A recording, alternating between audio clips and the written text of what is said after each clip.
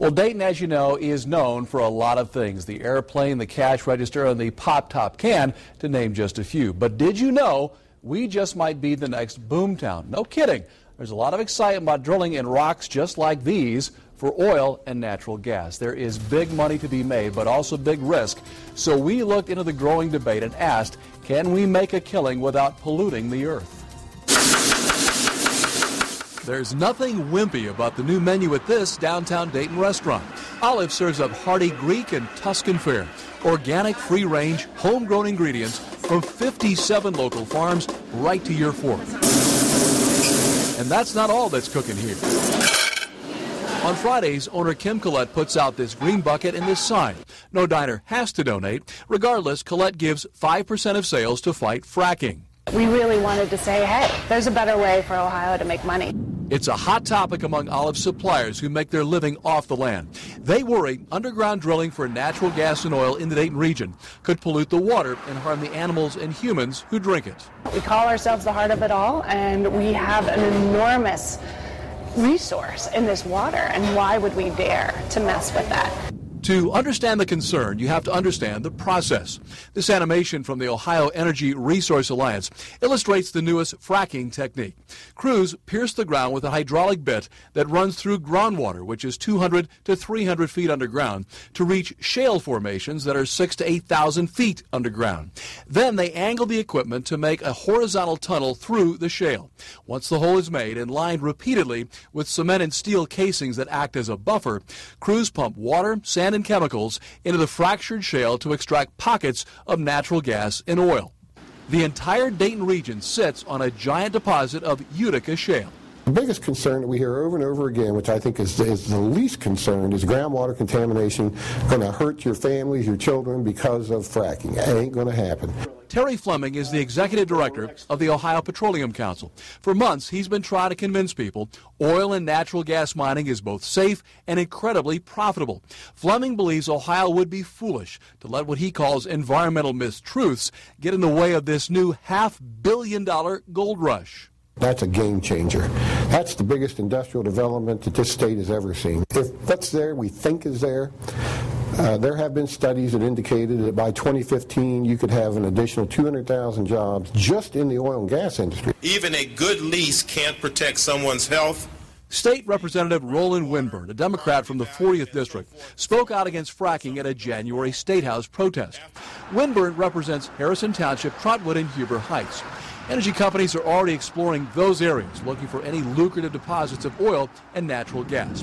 Winburn says disasters like those in the Gulf of Mexico and Alaska and the brownfield legacy of companies like Bayer show there's no guarantee energy interests won't endanger the giant aquifer under Montgomery County. So if we're talking about trying to make Ohio a business-friendly area, and we have a problem with our drinking water and other kind of contaminants, I'm sure that there's a number of companies who may not want to come to Ohio because of that. While the state geologist said he believes safeguards will be in place to protect drinking water from fraccidents, Fleming admits it's hard to overcome public skepticism. People just don't like oil companies. I'm under no illusion there. We are probably one of the most disliked industries in the world. And that's all because of that high-rise sign you see at the corner gas station and the prices there. And there's another water watchdog in this equation. Like Winburn and Collette, some church leaders worry Ohio is too eager to capitalize on a huge new revenue stream. We don't know the answers to some fairly significant questions. What are the long-term outcomes and effects of this? And how might it affect the land and the water, not just in 10 years, but 100 years from now? Reverend Jack Kepke speaks for the Episcopalian Diocese in Southern Ohio. It includes the Dayton region, as well as Southeast Ohio and Pennsylvania, where energy mining is already prevalent. Kepke's environmental science expert told us there's also evidence that careless drillers detonating explosives in the ancient shale can trigger earthquakes. When you come in and disturb it and abuse it in that way, that you may create smaller fault lines in the process.